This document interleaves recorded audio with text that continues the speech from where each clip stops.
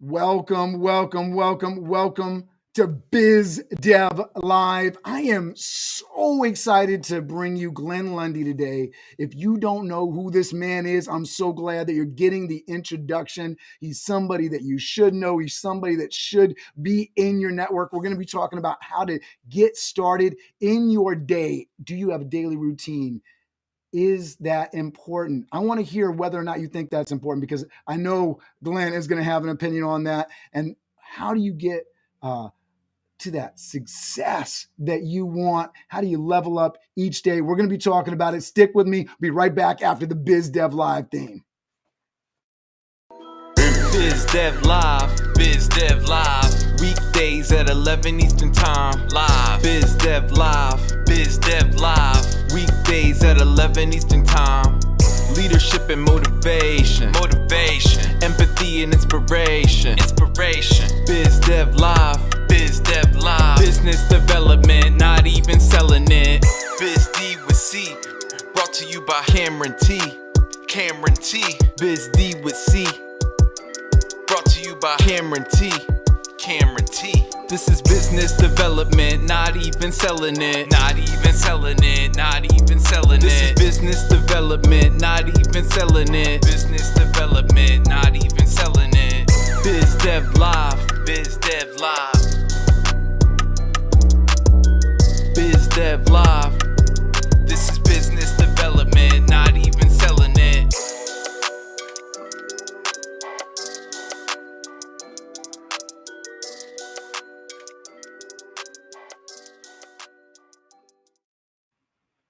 So I'm so mad. I got to figure out how to show people while the theme is going on, because Glenn was rocking out over there, having a lot of fun with it. I want to introduce Glenn because if you don't know him, you got to know some of these details as we get into this story. So Glenn Lundy is a husband of one, a father to 8. Glenn has been spotlighted on ABC, NBC, and CBS as an expert in car dealership culture, development, and leadership training. He's been seen on stages at conferences across the country. Glenn has 20 years of experience in the automotive industry and an incredible sales achievement of taking a dealership from 120 cars a month, which is pretty good, to close to 1,000 cars a month in under 5 years, an 800% increase, boosting the used car dealership to number 2 in the United States. Glenn Lundy's unique style makes him one of the most coveted GMs in the business. Glenn Lundy's daily Rise and Grind show on Facebook and LinkedIn and Breakfast with Champions on Clubhouse is demonstrating that Glenn's talents for developing and educating humans goes far beyond the dealership floor. Please welcome to the show the gratitude champion himself, Mr. Glenn Lundy. Cameron T, what up, man? I am stoked to be here with you today, man. Thank you so much for sharing this space and time with me. I know there's a trillion places that you could be. There's a trillion people, well, I guess 14 billion people that you could be spending this time with, and you chose to spend it with me. It means the world to me, brother. Thank you so much. This is awesome. Oh, no, thank you. I got some comments coming in. Please let us know where you're tuning in from. I always enjoy knowing where people are coming from. Benny showing up from Miami because he just recently moved down there. Nice to see you, Benny. I know Trevor was in the comments. Restream isn't showing that to me at the moment, so they can't throw you on the screen, Trevor, but so happy you're here tuning in from Texas. Glenn, you have this amazing morning and grind show. You're inspiring people. You're all over the place. What drives you? What is the thing that sort of pushes you forward? I want to get into some of the background story, but what's the one thing, or what's the set of things that sort of just drives you in your productivity? Because you're doing lots of different things. You're flying, 8 kids. What the heck, dude? Tell me what drives you. Cameron, I was speaking at an event for the the Georgia Realtor Association. And I went on stage and I was like, my name is Glenn Lundy, husband to 1, father to 8. And you should have heard the gasps in the audience. They were like, and there was, I don't know, 1,000 people in the room or something like that. And I was like, does anybody have me beat? And not one person raised their hand. And I was like, wow, man, what a different world we live in nowadays, right? Because it used to be that was the thing. Like everybody had, big families, lots of kids, so on and so forth. But now it's like this crazy anomaly. But of course, my kids drive me. And I think that as a parent, and all parents understand that our kids drive us in many different ways. But really what it comes down to, Cameron, is if you change the way you start your day, it'll make a massive impact in your life. And that's something that I learned early on. And it's a strategy that I've used when it comes to developing businesses, when it comes to, relationships, coaching, mentorships, those types of things, is that it all starts with how you start your day. It's the most important component. No matter how many successful people I study, or no matter how many books I read, whatever, everybody that has reached super high levels of success, they all have some sort of morning routine that taps into mind, body, and spirit. And so I want to add value onto this planet by helping people change the way they start their day, ultimately making sure that people are starting their day with motivation, education, and inspiration, as I feel it is incredibly important to your health. And I want to leave a mark, man. I want to leave a legacy where people go, you know what? That guy helped me change the way I start my day, and it made a massive impact in my life. I love that. And so I read the bio, you have a lot of experience in the car dealership industry. What inspired you to kind of go that route in terms of getting into cars and sales? And I want to, because what you're doing right now with the media impresario, the building of the empire right now is a little bit of a different track. And I certainly see where the two coincide. I talked a little bit about that in the bio, just being able to develop humans. But how did you get into the car industry? And then we'll evolve that picture. Well, the car industry would take me. So let's just start there, right? That's what I love about the auto industry, man. Like if you got a pulse and you're willing to get out there, they'll give you a shot, man. The auto industry is known for giving people a shot that other people won't give a shot to. But ultimately, I got into the car business off of an ad. I saw an ad in a newspaper. A girl that I had recently met. It was so crazy, Cameron. I met this young lady, and her and I started dating.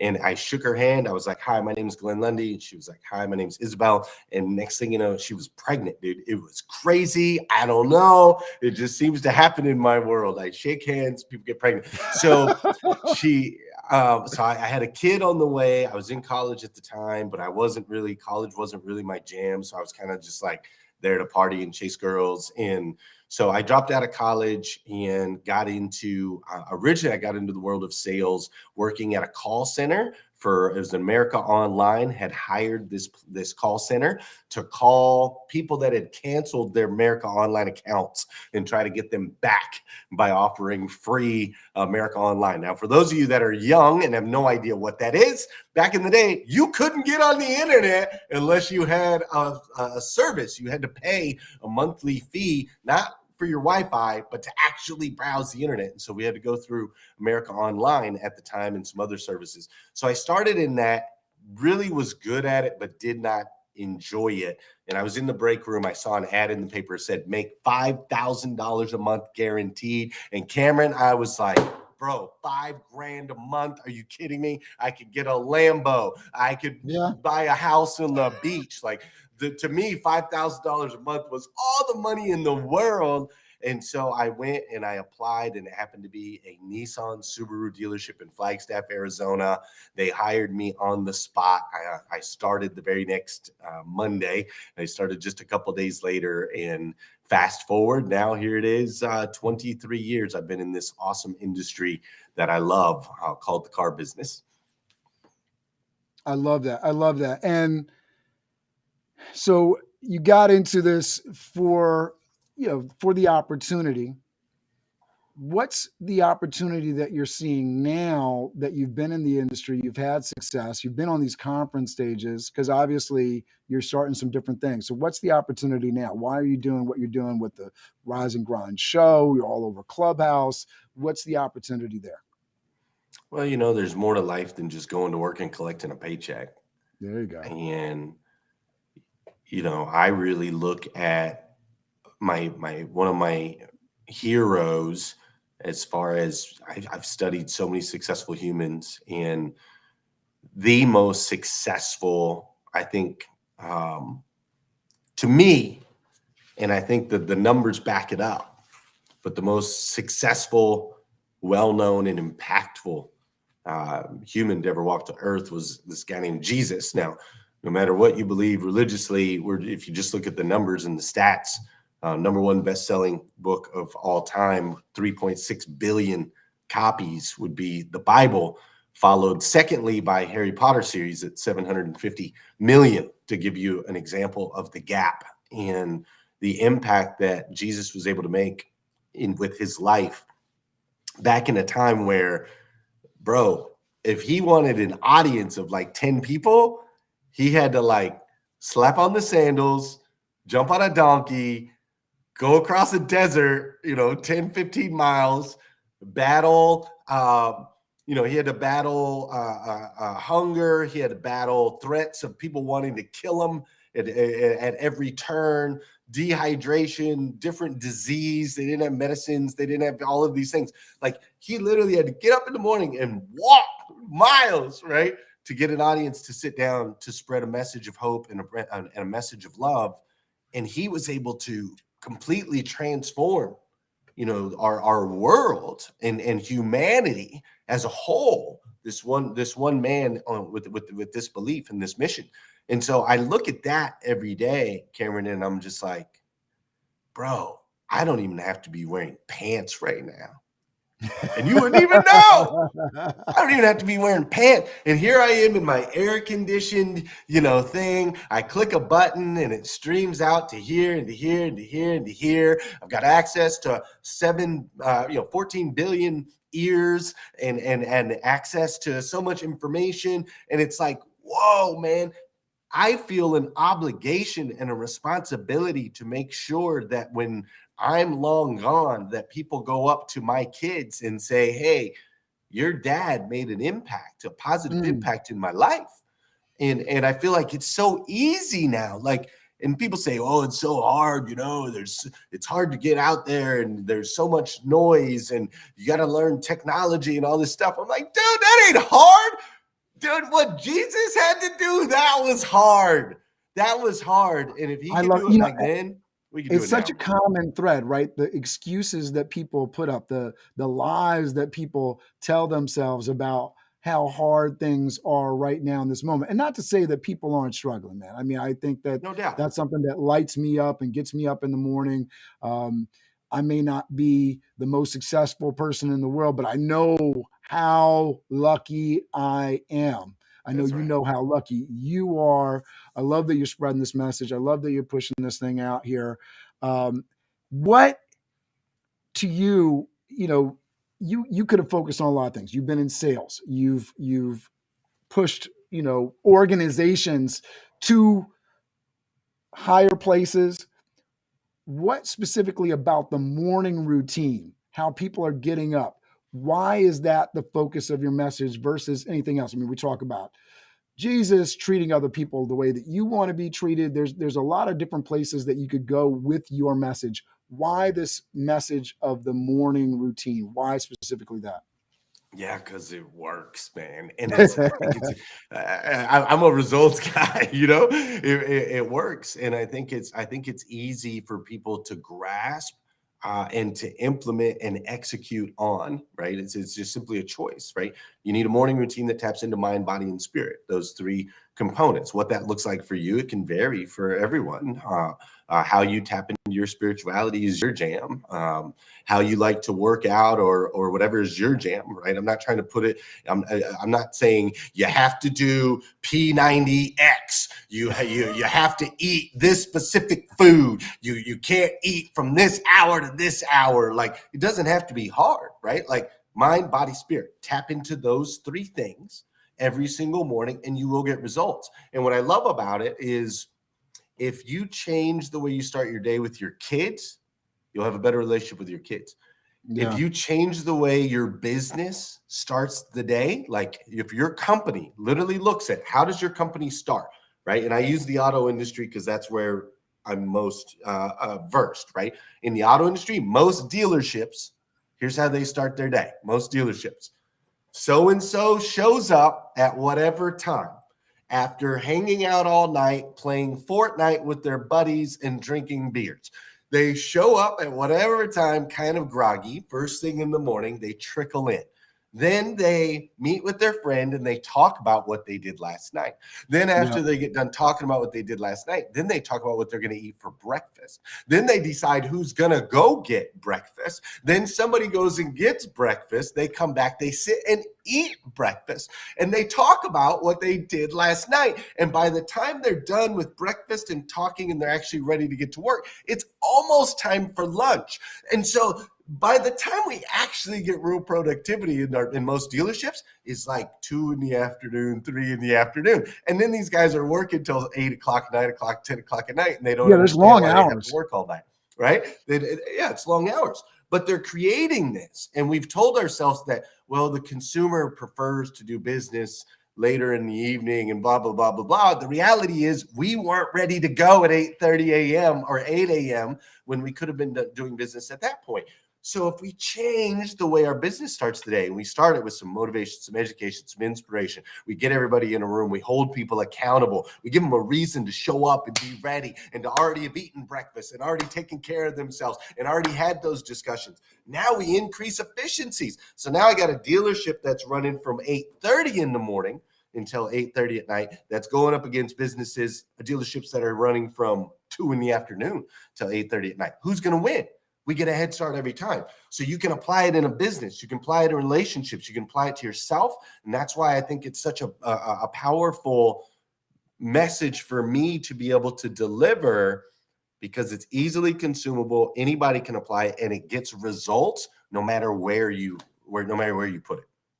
All right. So I'm going to throw up on the screen here the morning 5, just so people have this frame of reference, right? And do you want to walk people through this real quick? The morning 5?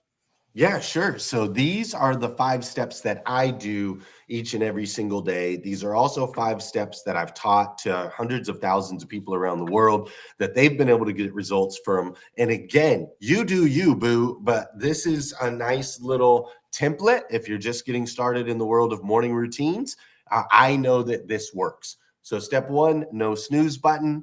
The snooze button is literally the devil. It is the greatest salesperson of all time. The snooze button tells you, here's what the snooze button says. Hey, push me, sleep for 10 more minutes, 4 more minutes, 7 more minutes, 9 more minutes, whatever you have your setup at, and you'll actually feel more rested. But yet, we all know that's never the case. We never go, oh my gosh, that extra 6 minutes made all the difference. Never. You just wake up more groggy. It's a lie. So we don't want to use the snooze button. And there's tons of science behind that. The second step is no phone first thing in the morning. The phone that you own, that is now an extension of who we are, this thing right here is filled with 2 things. It's filled with problems and it's filled with igniters. So when you grab your phone first thing in the morning, what you have to understand from a scientific standpoint is your brain is firing like on all cylinders. The first hour of the day, your brain's going, where am I? Am I alive? Am I awake? What am I going to do today? Who's in the bed next to me? Am I safe? All of these things, right? So when you grab this thing first thing in the morning, you become immediately responsive. Your energy will literally shift to whatever's in here. And we all know what's in here. You're going to get an email because somebody posted a bad review about your company. You're going to get a text message because somebody got sick, somebody died, somebody called in, somebody whatever. It's all going to be bad. You're going to get news. You're going to get media. You're going to get COVID. You're going to get politics. You're going to get people got fired. You're going to get murder. You're going to get theft. You're going to get robbery. You're going to get all this stuff. You're going to get all of that right here in your phone. You know it's true because that's what you get every single day. And we're going to shift our energy to a negative space first thing in the morning. Yeah. Grabbing your phone first thing is one of the most detrimental things to your health that you could possibly do. So number 2 is no phone first thing in the morning. Number 3 is gratitude and goals. Write down your gratitude. I write down 10 things that I'm thankful for, and then I write down 10 goals. My goals are daily, weekly, daily, monthly, and long-term goals. And that sounds like 2 steps, but the reason I call that 1 step, gratitude and goals, is I think that everyone knows and understands and has been told they need to write their goals, and yet 80% of people don't. And I think the reason 80% of people don't isn't because those 80% don't want to achieve their goals. It's because they probably tried at some point and it really created a negative experience. Cameron, if I wake up in the morning and I write, I wish I had a bigger house. I wish I had more money. I wish I was better looking. If I wake up and I write those things down, that can create a negative. It makes me feel less than, as though what I have is not enough, right? Yeah. And that's simply not the case. Whereas if we start with gratitude, I'm thankful I have a roof over my head. I'm thankful I woke up today because a lot of people didn't, right? I'm thankful that my bills are paid and my lights are on. Yeah. Then we can stretch our goals. We can go to goals from there. We can go, okay, bigger house would be great, but I'm good with what I got, right? More money would be awesome, but I'm grateful for where I'm at. It's a different energy. So gratitude and goals is number 3. Number 4 is take care of the physical. And again, I don't care what you do. You can play golf. You can play pickleball. Apparently that's a thing now, pickleball. I just got a pickleball set delivered to me for Christmas from a friend, right? Play pickleball. Go for a walk. I don't care. An object in motion tends to stay in motion. An object at rest tends to stay at rest. Get the body moving. Get the blood flowing. Get the heart pumping. And once we've done these 4 things, now, Cameron, I want you to understand, step 1 through 4, you've been incredibly selfish at this point. Like, you are an incredibly selfish person. No snooze, no phone. You won't answer anybody's calls, anybody's emails. You're writing down the things you're thankful for, your goals. You're taking care of your body. You've been incredibly selfish. And congratulations, because it's the only time of your day that you're going to be selfish. I know it, because you're a performer and you're going to be responding to your kids, to your spouse, to your employer, or to your employees the rest of the day. So congratulations on being very selfish first thing in the morning. And now you've created a positive vibration, positive energy. Step 5, send out an encouraging message. You need to release that positive energy out into the universe. And I don't care if that's a sticky note on the mirror for someone you love. Maybe you go whisper into your kid's ear. Maybe it's someone you see in line at Starbucks. I don't care how you release it. Send a Facebook message, send a text, whatever you got to do. Release the energy out into the universe. And here's why this is so incredibly important, Cameron, from a scientific standpoint. And I know I'm talking a lot, but this is good stuff. From a scientific standpoint, energy that exists on this planet is the exact same amount of energy that has existed from day 1. Energy does not dissipate, nor can it be created. It can only be converted. This is why we have windmills that catch the wind and can turn that into electricity. It's a conversion process. When you release positive energy out into the universe, not only does it make a positive impact on the person that receives that message, but that energy has no choice but to be converted and ultimately come back to you. This is why every historical text, biblical text, or religious text talks about how you get back what you release, right? Like it says you'll get back tenfold, whatever it is that you put out, right? This is actually scientific principle. So we do the steps: no snooze, no phone, gratitude and goals, take care of the physical. Then we release positive energy out into the universe. And when you do those 5 things every single day, it'll make a massive, massive impact in your life. I love this so much, because I think, and I struggle with it, because I know I'm supposed to get up earlier, and I know that writing down, I know when I do it, it really works. What advice do you have for those folks that are struggling to go to bed on time, to actually get these things done? What's some of the motivators that you've worked with people to sort of find, hey, this is the switch. This is how you hit that switch so that you can start this up? Yeah, you really got to prioritize it, right? And just so everyone knows and understands, I don't care what time you wake up. What matters is that you wake up with enough time to do your morning 5. That's what matters. Everybody has different schedules. Some people work late at night and sleep during the day. People work 3rd shift, right? They go to bed at 7 o'clock in the morning and get up at 3 o'clock in the afternoon. So I'm not going to sit here and tell you that you have to wake up, before sunrise or any of those things. You just got to wake up with enough time for you to be able to do those 5. Now, in order to be able to wake up at the right time, you got to go to bed at the right time.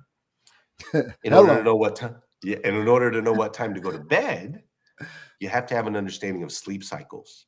Yeah. So what I do when I'm first, comes to me and says, "Hey, I really want to get a morning routine solidly in place." What is the first step? One of the first steps is understanding your sleep cycle. This is a superpower.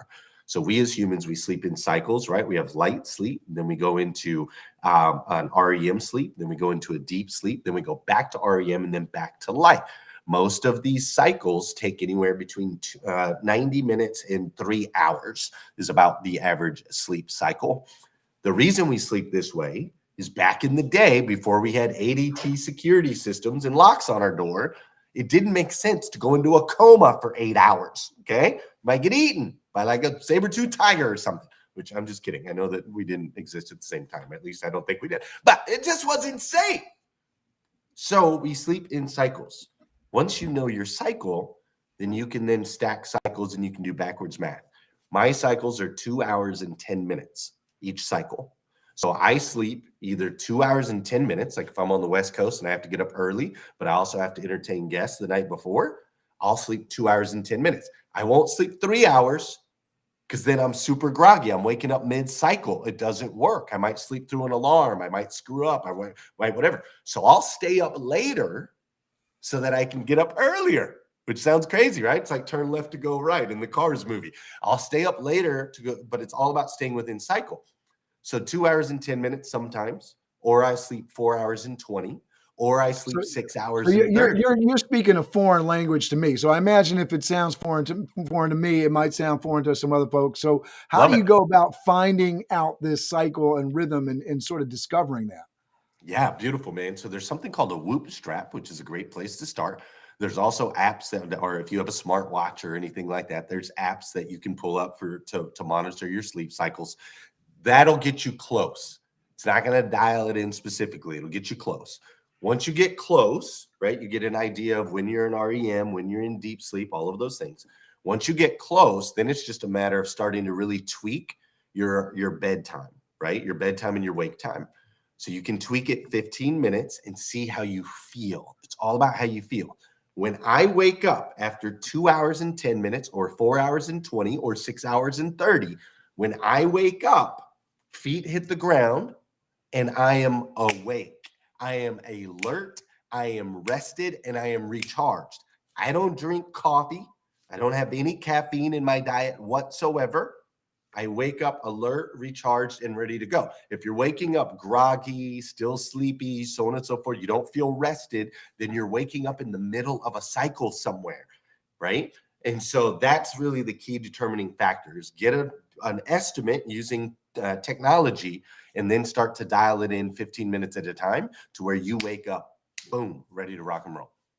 So do you normally sleep 6 or 7 hours a night, or are you going like talk to me about what the regular routine is for Glenn Lundy? Yeah, so a standard routine for me, if I'm home and it's work week, I'm home, kids, those types of things, it's 4 hours and 20 minutes a night is what I sleep. So Really? yeah, man. So I go to bed at 11 p.m. and I wake up at 3:20 a.m. That is my standard process. Now I only get up at 3:20 a.m. because I have a morning show.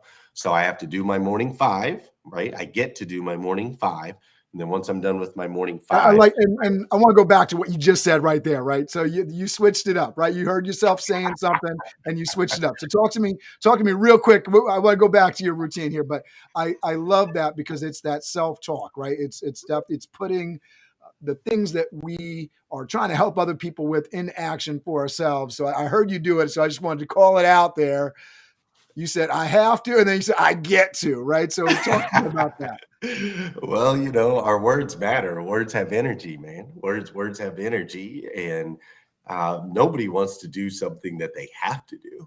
But we all feel privileged when we get to do something, right? Yeah, yeah. And so changing that verbiage shifts the energy, which then ultimately shifts the response. I get to wake up at 3:20 in the morning and I get to do my morning five, and then I get to write a show, and then I get to go to my studio at 5:15 in the morning, and I get to deliver a show live to thousands of people around the world. That's a blessing, man. I was homeless once, Cameron. Mm. I spent a season of my life homeless, and when I was homeless, the worst part of homelessness, Cameron, it wasn't that I didn't have a roof over my head. It wasn't that I didn't have money or I didn't have food. All those things sucked, right? But the worst part was I was invisible. Like, you become invisible when you're homeless. People don't want to make eye contact with you. Yeah. They're afraid you're going to ask them for money or mug them or whatever reasons that they have. But they start to look above you, below you, to the left of you, to the right of you. They won't look at you. And you just start to blend in. And it's the worst feeling in the world. I wouldn't wish it on anybody, man. I wouldn't wish it on anybody. So the fact that people see me now, they talk to me, they comment to me, they respond to me. My wife sees me, my kids hug me, my mom loves me, right? Like, the fact that I am seen is such an incredible, incredible gift. So getting up at 3:20 a.m., I get to do that, and I get to share my mornings with people around the world. And that, my friend, is a tremendous blessing. And sometimes we have to remind ourselves of that, because our words will say have to, and I don't have to do nothing. I get to, and that's what's amazing. So I want to focus on this, because I think this is all great, a part of the routine. I want to go delve into the story a little bit. Success attracts success. We know that, right? You got a lot of followers. You got, he's got a nice car. He's dressed nice. Oh, look at his shoes. Glenn, look at his shoes. Look at Glenn's shoes. They look good, right? And we know that. When you were homeless and people weren't seeing you, in my brain, I automatically went to, if success attracts success, a lot of people that have the negative language, that are commiserating around the water cooler. If you're an entrepreneur, the show is really designed for entrepreneurs. If you're getting onto a networking call, you're on some sort of communication with the client, your language and how that reflects who you are, what you're doing, how your mindset is around what you're doing, is all presented there in the language, right? And success will attract the success. When you're on the outs, when you're having challenges, when things are low, if success attracts success, I imagine the challenges, the low state attracts other low states. Because I imagine, I don't know the extent of your story, but I want to dive a little bit into it. The people that did see you, were they trying to help you? The people that did see you, were they seeing somebody that they could partner with, associate with, or were they seeing somebody they could take advantage of? And I think that's something too with the language, right? It shifts the way other people's want to treat you, react to you, use you, abuse you, all of these different things. Tell me a little bit about how, because obviously I'm thinking the morning routine wasn't in place when these challenging things, the attitude wasn't there. What got you to this low place, and sort of what were some of the things that took you out of it? Well, the biggest thing that got me to that low place, Cameron, is I was living a 2D life, right? So I had a very Darwinistic approach on life back then. And it was very 2D. And when I say 2D, I mean mind and body. If it looked good and it felt good, the answer was yes, right? So, sex, drugs, rock and roll, party, gambling, all those stuff. If it looked good and it felt good, the answer was yes. And that included mixing that mindset with a Darwinistic approach. Putting those two things together, I took advantage of a lot of people. The closer we were relationally, the higher the risk was that I would get over on you at some point. Like, that's just how I saw things. It was very dog eat dog. And if I got over on you, that was your fault because you were weaker, right? And that's really how I lived my life for a while. I was very egotistical. I had a lot of issues as far as anger, and I used to like to fight a lot. All of those things. And so that type of person obviously repels people quickly, and word gets around.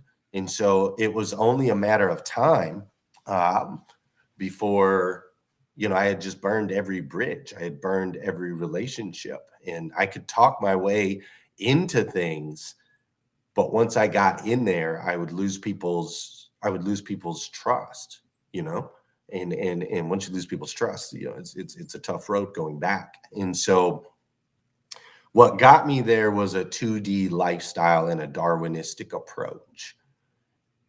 What got me out of that situation was a revelation that happened. Homelessness led me to hopelessness. Hopelessness led to depression. Depression led to suicidal thoughts. Suicidal thoughts led to a suicide attempt, where I attempted to drown myself in the Pacific Ocean off the coast of La Jolla, California. And in failing through that, clearly I failed at that. Otherwise, this would be your most watched interview ever. But I failed at taking my own life. And in failing at that, I came to this realization that a mentor of mine, Jason Kitts, used to tell me all the time, but I didn't really understand what it meant. And he used to say, Glenn, you take yourself wherever you go. And that finally hit, like, oh, wait, I've lived in all these different cities, all these different states. I've had all these different relationships, that I've been around all these different groups of people, but yet the result continues to be the same, right? So what is the constant? Oh, well, the constant is Glenn. I'm the one that keeps burning bridges. I'm the one that keeps screwing up relationships. I'm the one that keeps taking advantage of people. And so once I realized that I was the catalyst for all things negative in my life, then Cameron, me being a student, I was like, wait a minute, does that mean I could be a catalyst of good things in my life? And once I asked that question, then I wanted to go seek answers. And the only way I could find the answer is I had to figure out who I was. Like, where does this power come from? Why do we have this ability to create an existence around us? Like, why do we have this ability to draw and attract, like you were talking about? Like, where does that come from? Who are we? And I started to study who I was. And that study took me through an interesting path. I actually studied Scientology for about 6 months at the Orange County Church of Scientology. And in there, I learned a ton about communication skills. I learned about these things called engrams, which are these traumatic moments that are stuck in our subconscious mind that are guiding a lot of our direction. I learned so much about myself, but the craziest thing I learned in Scientology was that we are actually spiritual beings, 3D, mind, body, and spirit. And so I was I just want to pause for 1 second, Glenn, because Yeah. there might have been some folks that watched this and said, "Oh, Glenn, Scientology, but didn't he just have some Christian, thoughts and wasn't he just talking about some stuff?" And I want to stress the 2D thing, and also I just want to just throw on the screen, and whenever somebody mentions suicide, I just want to let you know help is available, right? Oh, yeah. You get. You have Glenn here, you have myself, you got people that you can reach out to. We're going to answer that call. We're going to answer that text message. That's what our life is about. We're about helping people. So you got us. You got the 800-273-8255 national hotline for suicide prevention. Help is available to you. I just wanted to mention that. This goes out on podcasts and everything, so I wanted to say it as well as display it on the screen here. But the idea that you can pull wisdom from more than one source, from more than one political platform, from more than one place. Whoa. Right. So I just wanted to call that out there because I think that's a big, big deal. Wherever you're getting your wisdom, it doesn't matter if it's smart, right? It just doesn't matter if it's smart and if it's real and it makes sense and it works. So I just wanted to throw out there. So you're studying Scientology, you're getting into this. Keep us going through this story. And I also just want to shout out because I love people in the comments, and we got Tracy Brown saying, I'm always telling my children we get to, not we have to. So powerful. Josh is Josh Judy definitely is looking for more information on this 4 hour sleep. I feel I can't get no less than 7. So we definitely want to come back to that. But so you're on this journey, you're learning some of these pieces of wisdom, Ingram's Scientology. What's going on? Yeah, man. So I love that you mentioned, we can extract wisdom in different ways. And, I'm a firm believer that we all have our own unique path to spiritual connection and understanding. My God, my God is not a God that's in a box. Period. I don't feel as though God should be boxed in, and that there's only one way for our Father that loves us to draw us to Him. And so I studied Scientology for about 6 months, and that's when it shocked me, because I was this Darwinistic, total, non-believer in God, science person, like, show me the facts. And here I am in Scientology, and they're talking about a spiritual aspect of humans. And I'm like, well, this is a trip. Now, ultimately, Scientology itself, after about 6 months, it wasn't the best path, like, for me. And so I started to explore some other paths, right? I studied Buddhism, I studied Catholicism, I studied Christianity. And ultimately, for me, I found my way to spiritual connection through studying the life of Jesus, and through Christianity and the Christian church is how I found my path. But that was what, in response to your question, Cameron, of what got me out of that space, is I started to realize that we as human beings are 3D, not 2D. We are mind, body, and spirit. So if it looks good and it feels good and it is good, then the answer is yes. And when you add that last part, it changes everything. And so my life went from one of, and don't get me wrong, it wasn't overnight, right? Like, this was a period of years of 1 step forward, 2 steps back, 1 step forward, 2 steps back, right? Yeah. Because we're just habitual humans. But once my life went to, instead of this Darwinistic, I'm going to, take from you, to, oh, looks good, feels good, is good. Is this good for you and me? Is it good for you and me? And is it good for you, me, and anyone else involved? And if the answer is yes, it's good for everybody, then I'm in 100%.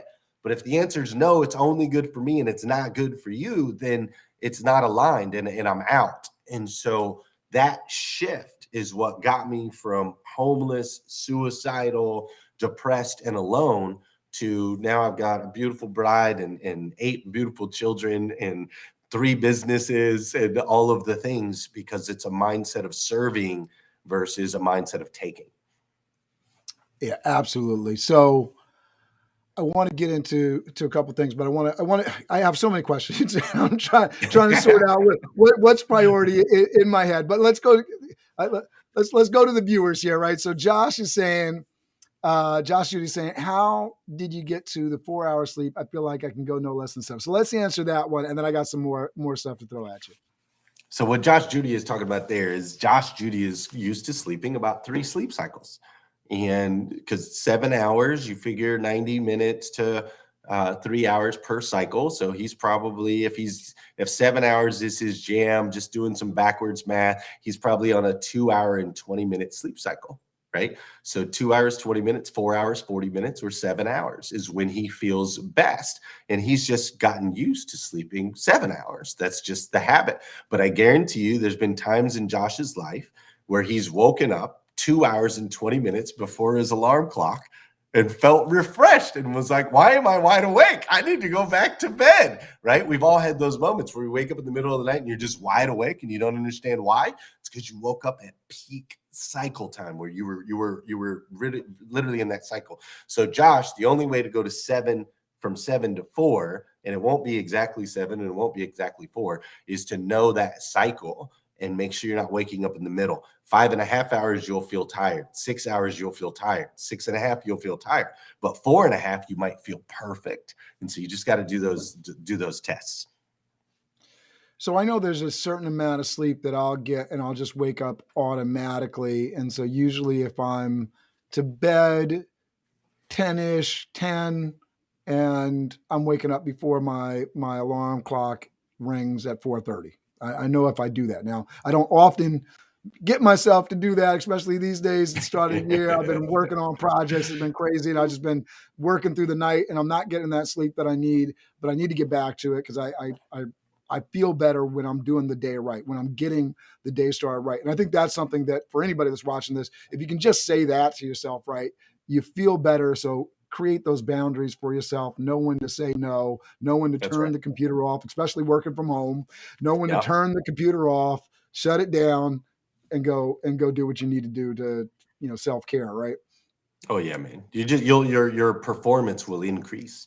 The more efficient you are with your sleep, the more efficient you are throughout the day. So if you think about you and I as competition, okay, which I don't usually think in those terms very often, but if you think of you and I as competition, if I'm sleeping 4 hours and 20 minutes a night, right? And at peak performance, and you're kind of off and on here and there, I'm functioning at peak levels. What is that? 19 hours and 40 minutes a day Mm. and so I'm running 19 hours and 40 minutes a day. It's very hard for you to keep up with me, period. And in most cases, you're most likely going to get lapped, right? Because I'm running Yeah. 19 hours and 40 minutes and feel great about it. And you might have a good couple days where you're running no sleep, but then you're crashing for 4 days. And so it's a matter of being super efficient with that time, and that requires you to be super efficient with your sleep. And let me ask you just one more question on this sleep thing, so we get this. So if you sleep 4 hours and 20 minutes a night, or 2 hours and 20 minutes a night, whatever that piece is that's optimal for you, are you taking a nap? Are there days where you like, I'm tuckered and you gotta, lay down for 2 hours and 20 minutes because I've met my limit? Now I'm really gonna blow your mind, Cameron. So yes, every once in a while I will take naps, but my naps are 17 minutes. 17 minutes. Okay. 17 minutes. So a 17-minute nap will not allow you to get into a deep sleep space, right? So if we go or really into an REM space, it shouldn't. Some people can, but for the most part, anything over 17 minutes, you're going to start to go into that next sleep cycle, and it'll actually make you more tired. That's why when you nap for an hour, you're more groggy, and then you just want to go back to bed, and so on and so forth. So yeah, 17 minutes, little cat naps. I'll pop those every once in a while, but usually those are caused by what I eat, to be honest. If I eat crap at lunch, Mm. then around 2, 3 o'clock, I'll be like, oh my gosh, and I'll pop a quick 17-minute nap and then get back at what I'm doing. So food really plays a big role with that. All right, so let's stick on that for a second because I know that's going to create a question for anybody listening, watching. Right? What does Glenn Lundy eat? Oh man, most of the time junk. I wish I could say I was better about it. That's how I know that it's the food that causes my problems.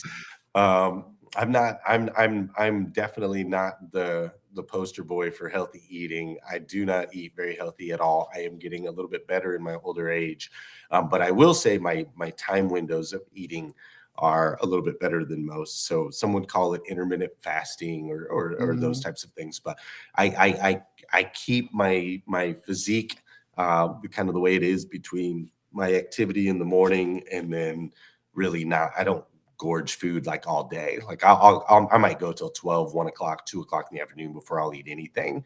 And then, have dinner at night and go another 16 hours without any food. So that's intermittent fasting to me is better than depleting myself of the things that I enjoy, like Fruity Pebbles. Yeah, I think it's so funny because so many people talk about getting into the morning the healthy nutrition and it's most important meal for the day. But I think you got to do a little bit of what works for you. The moment I Right. start eating, I don't want to stop. So it's tea or coffee for me, and then it's lunchtime or a little bit after what traditional lunchtime, very much like yourself. That's when I eat. The danger problem for me is again, when I start eating, I don't want to stop. So if I get into that late night thing and I'm tired, the body starts craving things because I'm tired and I'm not going to sleep. Right. And I should have just set it down, but then I'm diving into the food, and the love handles don't love it. The love handles I do feel you not on love that. it. I feel you on that, man. I put on 19 pounds. I know this is bad to even say it, but I'm gonna say it anyway. I put on the COVID-19, right? It was 19 pounds of ice cream because my wife and I were sitting in bed every single night pounding ice cream while we were watching episodes of Everybody Loves Raymond, trying to figure out what the heck was going on in the world. And so that first year I blew up, bro. Broke 200 pounds. I was like, dang, I'm the heaviest I've ever been in my life. But that has been remedied. No more black raspberry ice cream at 10 p.m. Shut it down. Like we were doing. Yeah, we had to shut that down. All right. So talk to me, you have a lot going on, 8 kids. You're a good day. I was listening the other day. You were talking about your daughter's birthday, and she was giving you some mess about being away on her actual birthday, Yeah. getting the hard dialogue from little people. You don't love me as much as you love the people that you're serving and working for. That's right. For anybody that hasn't checked out Rise and Grind Breakfast with Champions, you got to check out the show. Glenn does an amazing job. He's got musical guests on there. Scott, I got another question talking about stuff that they were talking about this morning. Sure. It brings up a lot.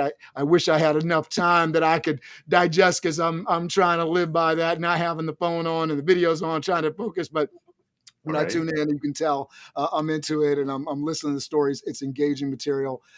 So how do you stay productive and be a good father, a good husband, and push forward social media all over the place? You're building the brand. And I encourage people, I'm asking Glenn about his kids, and I'm asking about other stuff going on, but I'm encouraging people to sort of look to folks like Glenn.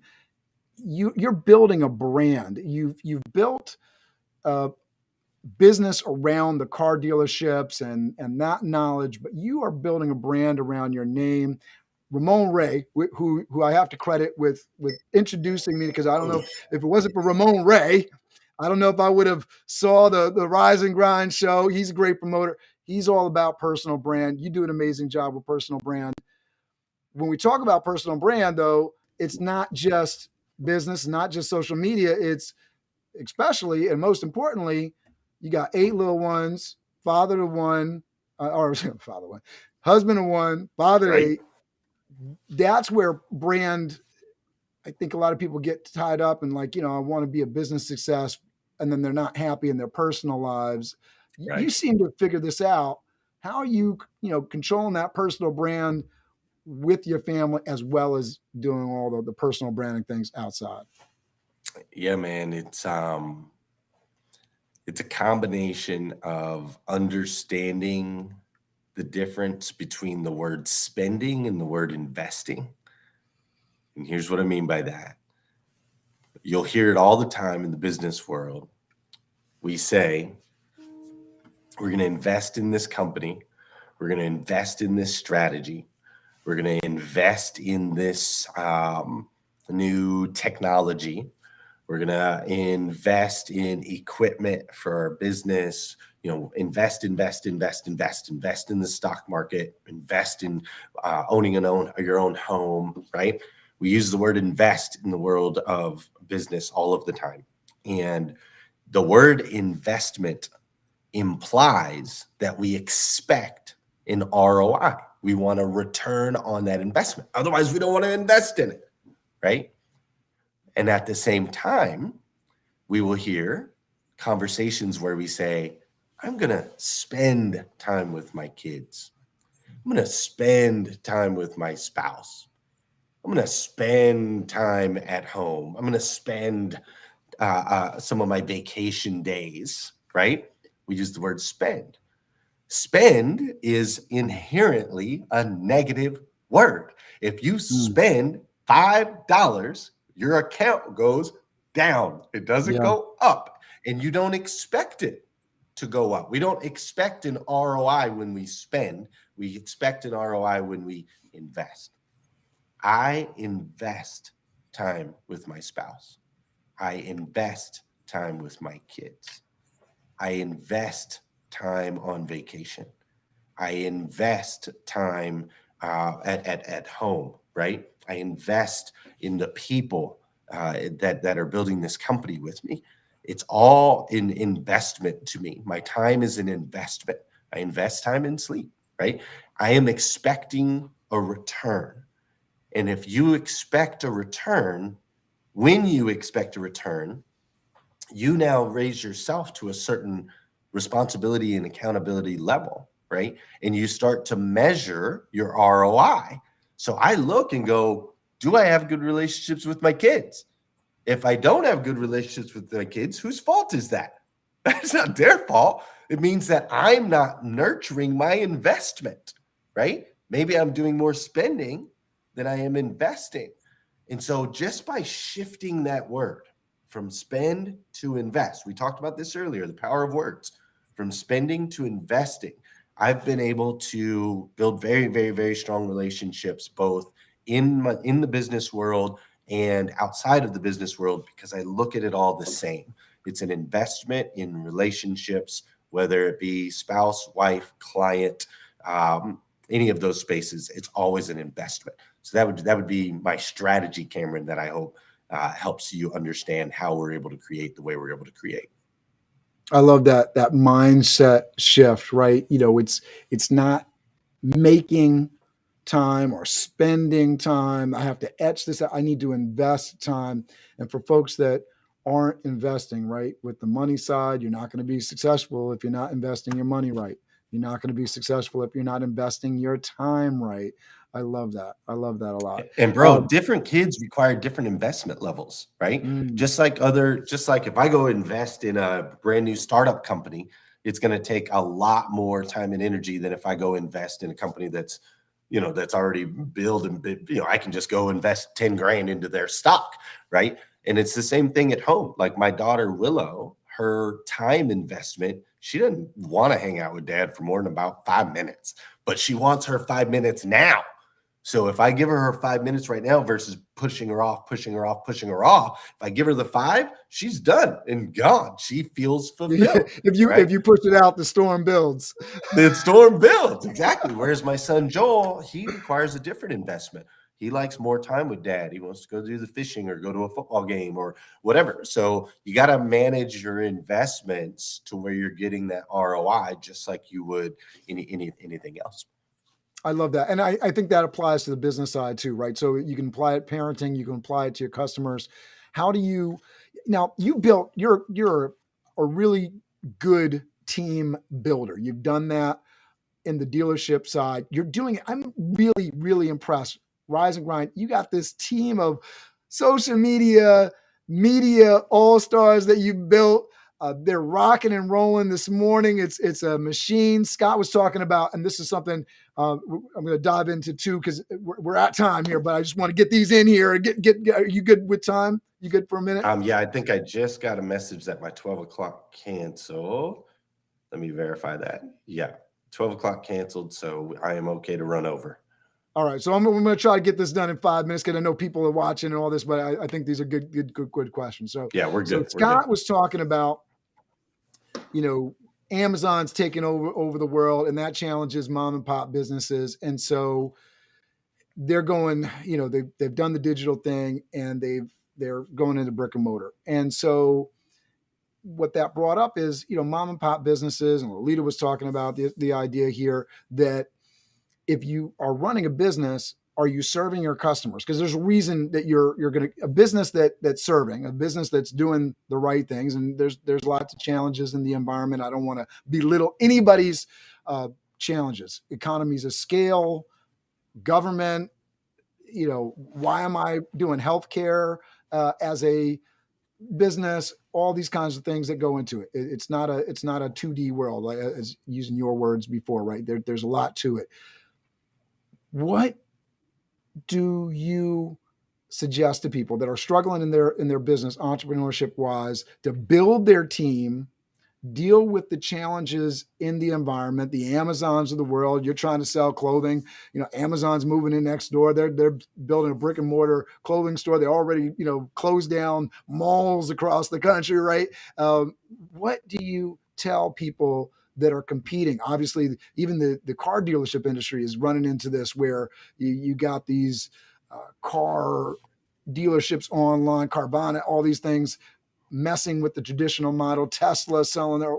What do you tell people how to actually build these businesses that are threatened every day and build networking when it seems like everybody wants to sell you something? How do you create these relationships? And I heard a little bit of it in how you are looking into and serving each of your kids differently. I imagine that's part of the answer for folks that are trying to build their businesses. It's definitely part of the answer, and it's difficult, Cameron. And this season for me has been really difficult. Clubhouse and Breakfast with Champions, it blew up, and it blew up fast. And, I had run a company with, 300 employees that I got to spend time with every single day and got to shake hands with and look eye to eye. And, what we've been doing with Breakfast with Champions has been completely different. It blew up to literally, over 100,000 people in the community rather quickly, and trying to find ways to serve all of them. I admittedly have struggled over the last year, and I've been working on that. And really what it comes down to is people want to feel seen, heard, and significant. As when it comes to the business side of things, with all of the different variables, what I am working on is just getting very, very clear on your core values, getting very, very clear on our target. What's the target? What's the direction? Where are we trying to go? Connecting with those that are doing the things that we want to do, right? That have reached those levels that we know we can reach, connecting with them, finding ways and opportunities to serve them, right? And hope you're on mute, Kim. Just to pinpoint that, because I think that's something that people are trying to do. Okay, I have a mission. How do I find those people that are tied into? So do you ask people that specific question? Because I think it can be that easy. I don't know if there's other tips and strategies around that, but is that a major part of how you're connecting with people? Are you asking them, are you aligned with my vision and goals? Because I think it takes two things to do that, right? One, you got to know what your vision and goals are. And then two, you got to know to actually implement that in your connection strategy, right? Well, yeah. And it's a little bit deeper than that. It's before the ask, making sure the people that you're asking are aligned with your vision and your goals, right? Like, just because somebody's a shiny object and that might be an opportunity for them to elevate you or collaborate or so on and so forth. If you see they're not aligned, like, we don't reach out for the collaboration. For example, not to use specific names or anything like that, but part of our brand is very family oriented, right? And so I know that every morning with my show, I know that there are children that are listening in the back of the car as mom and dad are driving to work. And so I know those things. And so I don't reach out to, again, not the same names, but any of these influencers that are, their brand is, I'm going to drop F-bombs every other word. And that's cool. Like, I don't have a problem with that. There is a space for that. We're just not necessarily aligned with where we're going. And so I wouldn't reach out to that person just because they got 2 million connections, because they're not aligned with what we're trying to do. And so I think it's important to do your research ahead of time. And you shouldn't have to ask that question. You should know, use your core values and your mission or your message to narrow the field of who you should reach out to, right? Then when you reach out to them, you already know that they're aligned, and you don't have to make them uncomfortable. They don't make you uncomfortable. But really, in the ask, Cameron, I think that it's important that a lot of people, again, it comes down to the words that we use, right? And so the ask should not be what they can do for you. The ask should be, will they allow you to do something for them? That's what the ask is. And so when we reach out, it's hey, Cameron, I see that you're launching a new book. I would love the opportunity to introduce your methods, your ideas, and your message to my audience. Would you be interested in allowing us to spotlight you on our show and help you promote your book, whatever it is, that we're doing, right? And so we're asking them to be on our show. Yay, come be on my show. But instead of just saying, hey, will you do this for me? We're saying, hey, can we do this for you? And here's how we could do it for you. And then it's a much easier conversation. People respond much better to, I would like to introduce you to or highlight you to a new audience than they do, hey, will you just come be on my show? Or will you come do this thing for me? You know what I mean? To help people that don't understand the sales component to that, right? The finance, the monetization piece to that. When you are creating that relationship to sell a service, is there a twist on that? If I am creating that relationship to sell a service, you're a dealership, you're an entrepreneur, you're trying to sell a service. Yep, it's the same. It's the story of what they're going to get. What is that potential client going to get? And this goes to your Amazon question. And with all these big corporations and so on and so forth in the field drastically changing, the companies that will win are the companies that know how to tell the story of what the consumer gets. So you need to position yourself as a solution to a consumer problem. Now, we don't want to create more problems for the consumer. We want to be the solution. But the only way they know you're the solution is if you can tell a story that they can connect with that helps them to identify they actually have a problem. Because a lot of people don't even know that they have a problem. So right now in our automotive space, we talk to our dealers and we let our dealers know, like, hey, we can help you avoid, and sometimes we use some strong language in the automotive world, but we say, our intention is to help you continue to cement your legacy moving forward in a season of corporate giant slaughter. And that's literally the word that we use. It is a bloodbath out there with Tesla, Carvana, these multi-billion-dollar companies that are coming in. And we work with small, I don't want to say small, but dealerships that are typically family-owned and operated for the most part, right? They've been in the family for generations and generations and generations. And so we've identified that, hey, our dealers need some help battling against the big bad Rivians and Teslas and all these Silicon Valley companies that have billions of dollars where we only have maybe millions of dollars, maybe only hundreds of thousands of dollars. And so we talk to them, Cameron, and we say, hey, we're not here to blow smoke up your butt. I'm here to because I know you're concerned about your legacy right now. And I know that I can help you cement that legacy. I can also help you battle the corporate giants out there, right? And in the end, you're going to stand true and proud and be able to carry on that family name because I know that matters to you. So we tell that story of what they're going to get in the end, and that's how we're able to serve our clients best and get them to do business with us. And just for folks that are looking for a little bit of what that story sounds like, I'm a mom and pop shop, I'm battling against the economies of scale. What does that look like in a customer service kind of thing? How do you go into a business and make them competitive and successful in this environment? We actually use now you're digging into some of my secrets here, Cameron. We actually use part of what we do is we use what I call the NFL model. Okay, so the NFL, if you think about the NFL, The NFL is now worth, last I checked, it's probably bigger this year, but they were worth $76 billion, right? Now, my guess is that number is way enhanced because they killed it this year.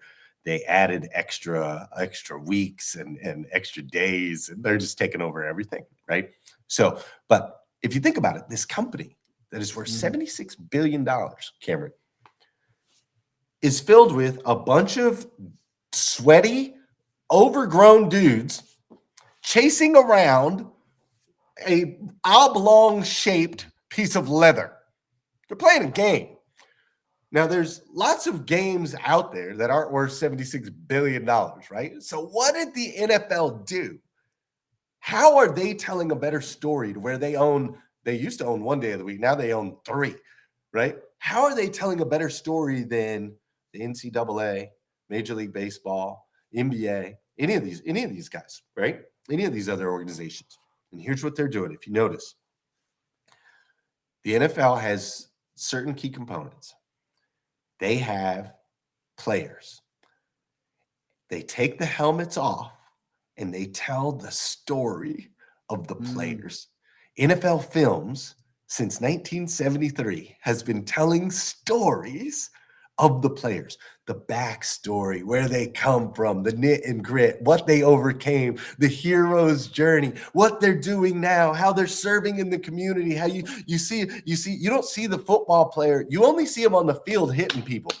You never see him anywhere else but on the field hitting people. Any other time you see him playing with a kid, he's throwing a kid up in the air. He's at his old high school. He's pouring into the little kids. He's serving at a soup kitchen, right? Like they've taken their players and turned them into these humans that we have a heart for. And we're like, oh my gosh, I love that human. I love that story. I can connect with that. That person's like me, right? And then I want to buy their jersey. I want to go to their game. I want to follow them all around. I want to watch them. I want to see their stats, right? They've done all of those things by telling the story of the players. Now, they also have a scoreboard.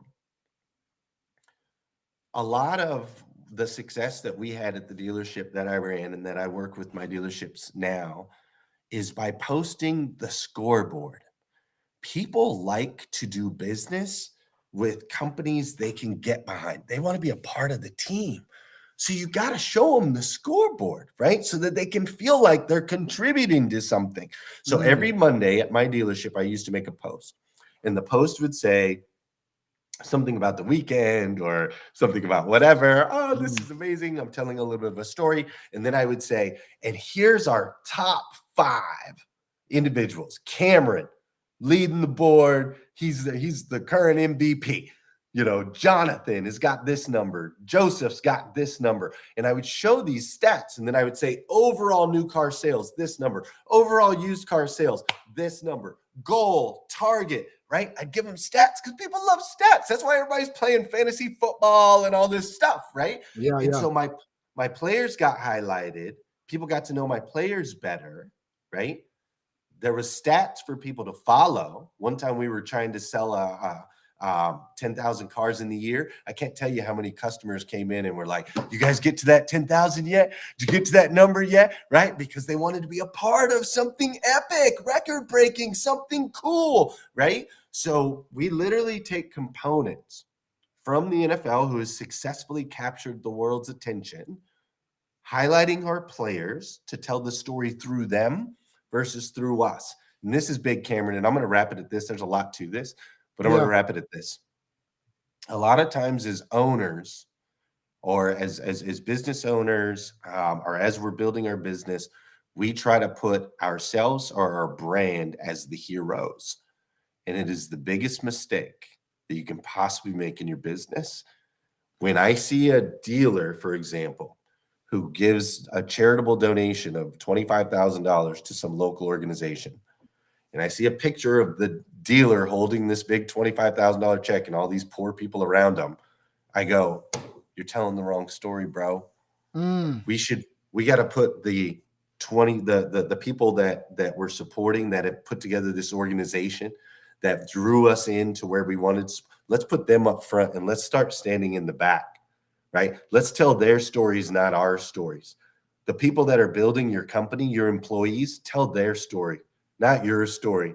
You're the successful business owner. Nobody cares, dude. Let's just be honest. Like nobody wants, and no offense let's not get too racial here or anything, but the rich white dude standing in the picture handing out a check, ain't nobody cheering for you, bro. I'm just telling you, ain't nobody cheering for you. They're cheering for the underdog. They're cheering for the comeback story, the comeback kid. And I only say the rich white dude because you know how business is today in America. It's a little bit weird. But what people want to see is a story, an epic hero's journey. There's actually a book about this, right? They want to see the epic hero's journey. So you as a business should be telling the story of your employees and the opportunities that they've created for you. And when you turn that camera around from pointing on yourself and start pointing it at those people that elevate your business and make it more powerful, that's when you win. If you notice, you only see the owners of NFL teams in one shot every game up there in the owner's box, and they're cheering for their team. That's the only time you ever see NFL owners. You always see the players because that's who people connect with. So there's some of my NFL strategy. I hope. Man, Tracy's in the chat here. She's saying absolute gold. I agree. You inspired me to tell them, I've thought about it before and I haven't implemented it. So I'm going to start telling more of my employees' stories. I love that. It's not easy to do. I think there's a reason people don't do it. It's a little bit harder. It's a little bit more challenging. It means you got to get your team members to get involved and really push their stories to the forefront. But I think that it makes a huge, huge, huge difference. I'm so glad that we were able to give this information. If you aren't already introduced to Glenn, I'm so glad I got to introduce you to Glenn today. So excited, Glenn. Thank you so much for doing this for me. You can go to the Morning 5, right? Is it themorning5.com? Yeah, morning5.com. You can download my free ebook, breaks down the 5 simple steps to an extraordinary life. And it's a great way for us to start our relationship. Yeah, absolutely. So I'm just going to throw that on the screen again. Remember the Morning 5, no snooze, no phone first thing in the morning, gratitude and goals, take care of the physical, send out an encouraging message, which is my absolute favorite part of that. When I heard it the first time, I was like, that is such a game changer for me to send out a message to somebody every morning, lifting somebody else up. I talk about it all the time. When somebody gives you the gift of a compliment, it is such a wonderful thing. When somebody sees something special in you and they actually say it, it doesn't live in their brain. They actually say it. They give the compliment. Such a big deal. Glenn, I encourage everybody to check out your show, Rise and Grind. You can find it on Facebook. I know it's on LinkedIn. I know it's on YouTube. Go and subscribe to that channel. Glenn, you are a star. So glad that you're on with me. I'll let you have the final word and I'll play us off with the Biz Dev Live theme. Oh, thanks, brother, man. I just appreciate you sharing this space and time with me. You guys are amazing. Look forward to connecting. Take care.